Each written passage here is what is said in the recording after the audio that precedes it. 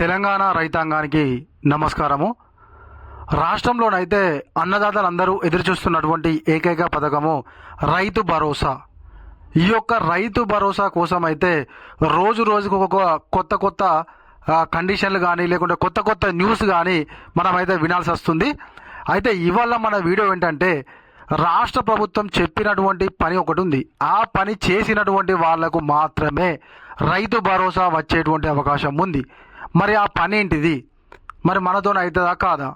మరి రాష్ట్ర ప్రభుత్వం ఇచ్చేది ఉంటే డైరెక్ట్ ఇయ్యక ఈ కథలన్నీ ఏంది అని మీరు అనుకుంటే ఒక్కసారి మన వీడియోని అయితే చివరి వరకు చూడుర్రి.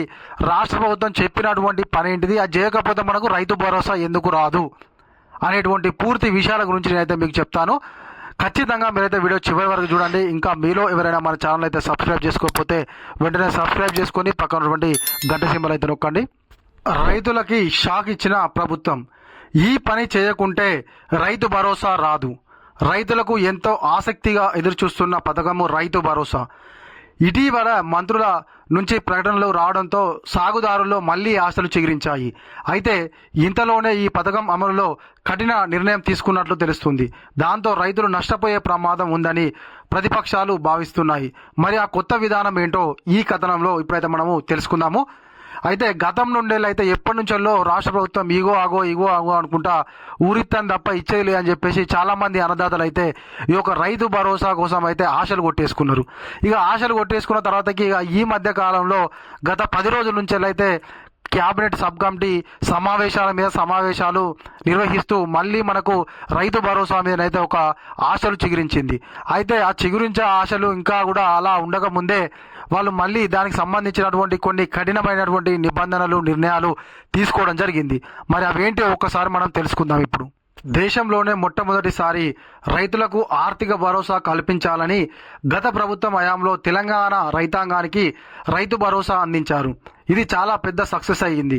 కానీ కాలం గడుస్తున్న కొద్దీ ఈ పథకంలోని లోపాలు భారీగా బయటపడ్డాయి. పైగా ఈ పథకం పెద్ద రైతులు, వ్యాపారవేత్తలు, భూములు ఎక్కువగా ఉన్న వారికి ప్రయోజనం చేకూర్చేలా ఉంది. అదే విషయాన్ని అప్పటి ప్రతిపక్ష పార్టీ కాంగ్రెస్ ఆయుధంగా మలుచుకుంది. ఊరి వాడ ప్రచారం చేసి ప్రభుత్వాన్ని గద్దెదింపి అయితే వీళ్ళు ఎక్కిరు.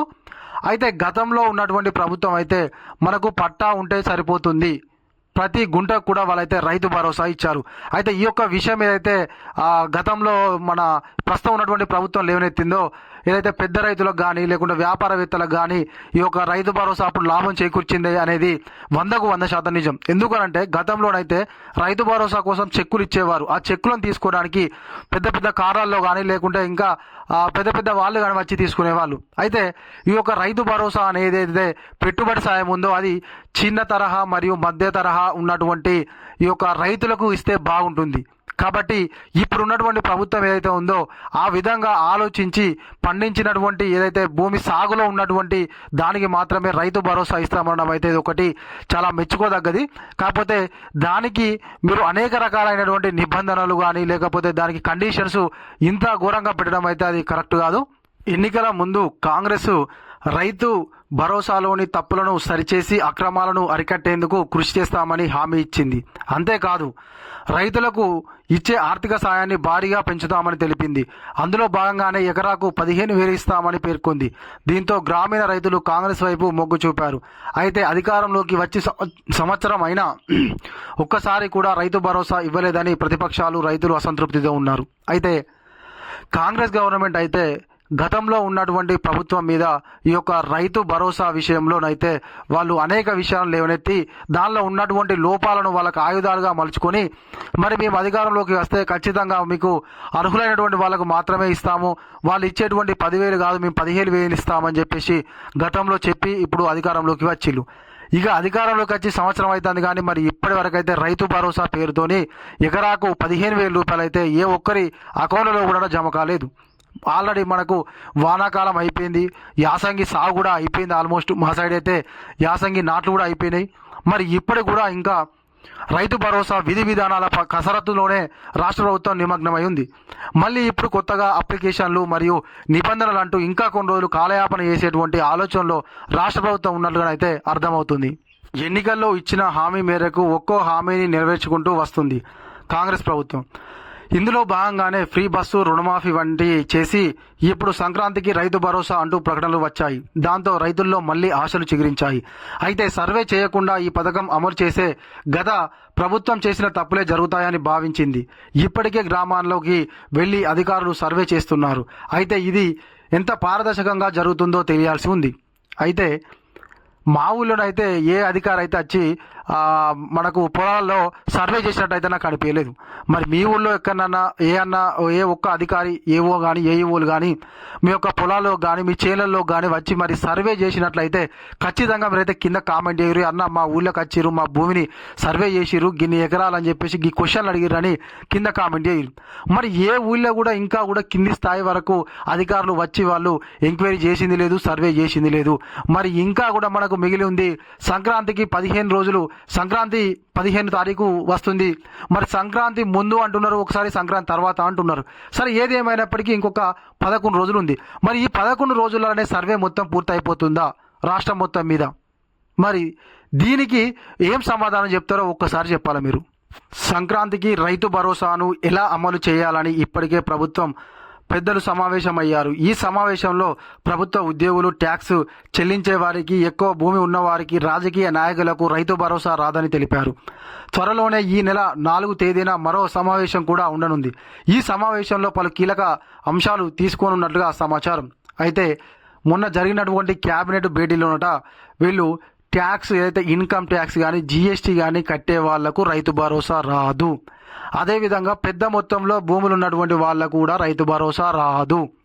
మరొక విషయం ఏంటంటే ప్రజాప్రతినిధులు, రాజకీయ నాయకులకు, ప్రభుత్వ ఉద్యోగులకు కూడా ఈ యొక్క రైతు భరోసా నుంచి వాళ్ళను మినహాయించాలని చెప్పేసి రాష్ట్ర ప్రభుత్వం పెద్దలు నిర్ణయం తీసుకున్నట్టుగా తెలుస్తుంది మనకైతే. గత ప్రభుత్వంలా కాకుండా పంట సాగు చేస్తున్న ప్రతి రైతుకు ఆర్థిక భరోసా అందాలని కాంగ్రెస్ భావిస్తుంది. అందులో భాగంగానే రైతు భరోసా పథకం కోసము ప్రతి రైతు నుంచి సెల్ఫ్ డిక్లరేషన్ తీసుకోవాలని, మరొకసారి వినండి, సెల్ఫ్ డిక్లరేషన్ తీసుకోవాలని కాంగ్రెస్ ప్రభుత్వము కసరత్తు చేస్తుంది. ప్రతి సీజన్లో ఎన్ని ఎకరాల్లో ఏ ఏ పంటలు సాగు చేశారనే విషయాలను సంబంధిత రైతుల నుంచి తీసుకోవాలని భావిస్తుంది. పైగా ఈ ప్రతిపాదనకు కమిటీలోని మంత్రులంతా సరే అన్నట్లుగా సమాచారం. అయితే సెల్ఫ్ డిక్లరేషన్ అంటే ఏంటిదంటే మన దగ్గరికి అధికారులు వచ్చి మీరు పోయిన సంవత్సరం ఏం పంట వేసిరు, వానాకాలము, యాసంగి, గతంలో ఏ పంట వేసిరు అని చెప్పేసి వాళ్ళు మనల్ని క్వశ్చన్ చేస్తారన్నమాట. అయితే అందులో గుర్తున్నవి చెప్తారు. ఒకవేళ కొంతమందికి ఎవరికైనా గుర్తు లేకపోతే అంటే దరిదాపుగా వాళ్ళకు 3-4 సంవత్సరాల నుంచి వెళ్ళి అడుగుతారట. మరి గుర్తు లేకపోతే వాళ్ళ పరిస్థితి ఏంది? వాళ్ళకు రైతు భరోసా రాదా? దానిపైన కూడా క్లారిటీ చెప్పాల్సినటువంటి అవసరం అయితే ఎంతైనా ఉంది.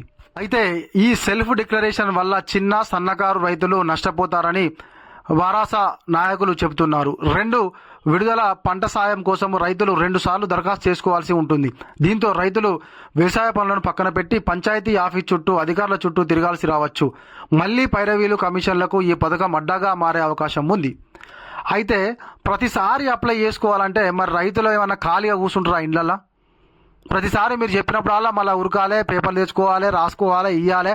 కరెక్ట్గా రాయకపోతే మళ్ళీ రిజెక్ట్ అవుతుంది, లేకపోతే మనకి ఏమైనా పని ఉంటుంది, మీరు పెట్టిన డేట్కి అప్లై చేసుకోవాలి కాబట్టి మీకు ఇవ్వలేదు. ఇదంతా ఎందుకు? ఇస్తాను లేకపోతే లేదనడానికి. ఈ అప్లై చేయరు ఇస్తాము, అప్లై చేయరు ఇస్తాం. ఈ అప్లైలు ఎన్నిసార్లు చేస్తారా? గతంలో ఉన్నటువంటి ప్రభుత్వం అయితే ఇవ్వలేదా? డైరెక్ట్ అయింది దానికెళ్ళే తీసుకొని ఇన్ని ఎకరాలు ఉన్నటువంటి వాళ్ళకి ఇస్తాము, పంట సాగులో ఉన్నటువంటి ఆ భూమికే ఇస్తామని చెప్పేసి నిర్ణయం తీసుకొని ఇవ్వడానికి మళ్ళీ కొత్తగా అప్లై చేయాలి అనేటువంటిది అంతా ఏంది? అన్నీ ఏంటంటే రాజకీయ నాయకుల యొక్క పైరాకులు కానీ లేకపోతే అధికారుల యొక్క పైరాకులు కానీ నడిచిన వాళ్ళకే వాళ్ళకు రైతు భరోసా వస్తుంది. మరి కింది స్థాయిలో ఉన్నటువంటి అన్నదాతల పరిస్థితి ఏంటి? మరి చదువురానుల పరిస్థితి ఏంటి? కానీ ప్రతిసారి ఇట్లా అప్లై చేయడం అనేది అయితే కరెక్ట్ కాదు. రాష్ట్ర ప్రభుత్వం అయితే మళ్ళీ ఒకసారి దాని మీద పునరాలోచన చేసుకోవాలని చెప్పేసి మేమైతే కోరుకుంటున్నాము. అదేవిధంగా సెల్ఫ్ డిక్లరేషన్లో రైతు తన భూమికి సంబంధించిన పూర్తి సమాచారాన్ని అధికారులకు అందించాలి. ఏ పంట ఎన్ని ఎకరాల విస్తీర్ణంలో వేశారో తెలియజేయాల్సి ఉంటుంది సమాచారం. అయితే రైతుల్లో ఎక్కువ మంది నిరక్షరాస్యులు కూడా ఉన్నారు కాబట్టి సరైన సమయంలో ఈ డిక్లరేషన్ ఇవ్వకుంటే ఆ సీజన్ రైతు భరోసాకి రామ్ రామ్ చెప్పాల్సిందే అంటుంది బారాస. ఒకవేళ తప్పుడు సమాచారం ఇస్తే లేదా అనుకోని పరిస్థితుల్లో పంట వేయడం సాధ్యం కాకుంటే ఆ సీజన్లో వచ్చిన ఆర్థిక సాయము తిరిగి ఇవ్వాల్సి వస్తుంది. అయితే ఈ నెల 4వ తేదీ జరిగేటువంటి అధికారిక సమావేశంలో ఏమైనా మార్పులు చేర్పులు చేసే అవకాశం ఉంది. చూడాలి కాంగ్రెస్ ప్రభుత్వం ఎలా పథకాన్ని అమలు చేస్తుందో. అయితే ఇందాక నేను చెప్పినట్టుగానే మనకేదైతే కొంచెం మనకు గతంలో వేసినటువంటి పంటలు గుర్తుకు లేకపోయినా, లేకపోతే ఒకవేళ మనము ఈ యాసంగి దశలో మనకు నీళ్లు లేక మనం పంట సాగు చేయకుండానైతే మనకు రైతు భరోసా అనేది రాదు. కాబట్టి రాష్ట్ర ప్రభుత్వం అసలు ఏ విధంగా ఆలోచించి ఈ రైతు భరోసా ఇవ్వాలనుకుంటుందో అదైతే ఇవ్వలకు కూడా అర్థమైతే లేదు. మరి ఈ 4 తారీఖు జరిగేటువంటి సమావేశంలోనైనా క్లియర్ కట్గా వాళ్ళ యొక్క అసలు ముఖ్య ఉద్దేశం ఏంటి, దానికి విధి విధానాలు ఏంటి అనేటువంటి ఇవ్వాలని వెళ్తే అని చెప్పేసి అయితే ఎంతోమంది అన్నదాతలు అయితే ఆశాజనకంగా ఎదురు చూస్తున్నారు. ఓకేనా, ఇది ఇలాంటి మన వీడియో. ఈ వీడియో కనుక మీకు నచ్చినట్లయితే ఖచ్చితంగా ఒక లైక్ చేయరు, కామెంట్ చేయరు. ఇంకా మీలో ఎవరన్నా మన ఛానల్ సబ్స్క్రైబ్ చేయకపోతే ఖచ్చితంగా సబ్స్క్రైబ్ చేసుకొని రాష్ట్ర ప్రభుత్వం కానీ కేంద్ర ప్రభుత్వం కానీ ఇచ్చేటువంటి కొత్త అప్డేట్స్ని అయితే మన ఛానల్లో వెంటనే తీసుకురావడానికి నీకు తప్పకుండా ట్రై చేస్తాను. మీరైతే సబ్స్క్రైబ్ చేసుకొని పక్కన ఉన్నటువంటి గంట సింబల్ నొక్కుర్రి. Thank you.